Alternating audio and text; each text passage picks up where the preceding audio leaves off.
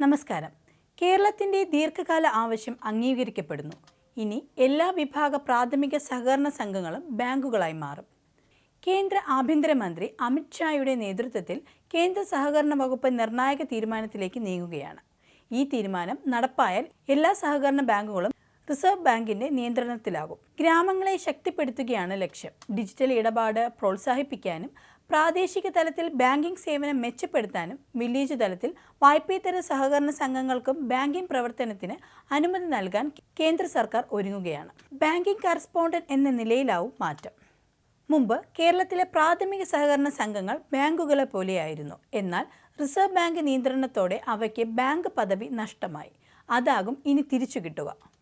സംസ്ഥാന ജില്ലാ സഹകരണ ബാങ്കുകളുടെ ബാങ്കിംഗ് കറസ്പോണ്ടന്റായി കാർഷിക അനുബന്ധ മേഖലകളിലായി പ്രവർത്തിക്കുന്ന എല്ലാ വിഭാഗം പ്രാഥമിക സഹകരണ സംഘങ്ങളെയും അനുവദിക്കണമെന്നാണ് നിർദ്ദേശം. ക്ഷീരസംഘങ്ങൾക്കടക്കം അനുമതി ലഭിക്കും. തൊഴിലാളികൾക്കും സാധാരണക്കാരുമായ ഒട്ടേറെ പേരാണ് സഹകരണ സംഘങ്ങളിലെ അംഗങ്ങൾ. സർക്കാർ പദ്ധതികളുടെ സഹായം, സബ്സിഡി എന്നിവയെല്ലാം നേരിട്ട് എളുപ്പത്തിൽ ലഭ്യമാക്കുന്നതിന് ഇതിലൂടെ കഴിയുമെന്നാണ് കേന്ദ്രത്തിന്റെ വിലയിരുത്തൽ. സഹകരണ മേഖലയെ ഇത് പുതിയ തലത്തിലേക്ക് കൊണ്ടുപോകുമെന്നാണ് കേരളത്തിന്റെ വിലയിരുത്തൽ. റിസർവ് ബാങ്കിന്റെ ലൈസൻസിൽ പ്രവർത്തിക്കുന്ന സംസ്ഥാന ജില്ലാ സഹകരണ ബാങ്കുകൾക്ക് മാത്രമാണ് ബിസിനസ് കറസ്പോണ്ടന്റായി സംഘങ്ങളെ നിശ്ചയിക്കാനാവുക.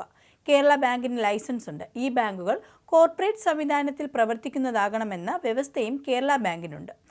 അതുകൊണ്ട് തന്നെ സമീപഭാവിയിൽ കേരള ബാങ്കിന്റെ ബാങ്കിംഗ് കറസ്പോണ്ടന്റായി കേരളത്തിലെ പ്രാഥമിക സഹകരണ സംഘങ്ങൾക്കും മാറാനാകും. കേരളത്തിലെ പ്രത്യേക സാഹചര്യത്തിൽ ഗ്രാമമേഖലയ്ക്ക് വലിയ ഊർജ്ജമായി അത് മാറുകയും ചെയ്യും. കേരള ബാങ്കിനും കൂടുതൽ കരുത്ത് ഇത് നൽകുമെന്നാണ് വിലയിരുത്തൽ. പുതിയ അക്കൗണ്ട് തുടങ്ങുക, നിക്ഷേപം സ്വീകരിക്കുക, പണം പിൻവലിക്കുക, മറ്റേതെങ്കിലും അക്കൗണ്ടിലേക്ക് പണം കൈമാറ്റം നടത്തുക, ഓൺലൈൻ പണമിടപാട് സംവിധാനമൊരുക്കുക എന്നിങ്ങനെ 23 ബാങ്കിംഗ് സേവനങ്ങൾക്കുള്ള അനുമതിയാണ് പ്രാഥമിക സഹകരണ സംഘങ്ങൾക്ക് ലഭിക്കുക.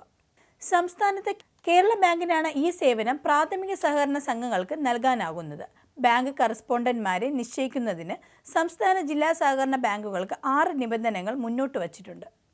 സംസ്ഥാനത്ത് സഹകരണ സംഘം രജിസ്ട്രാർക്ക് കീഴിൽ 12,241 പ്രാഥമിക സഹകരണ സംഘങ്ങൾ പ്രവർത്തിക്കുന്നുണ്ട്.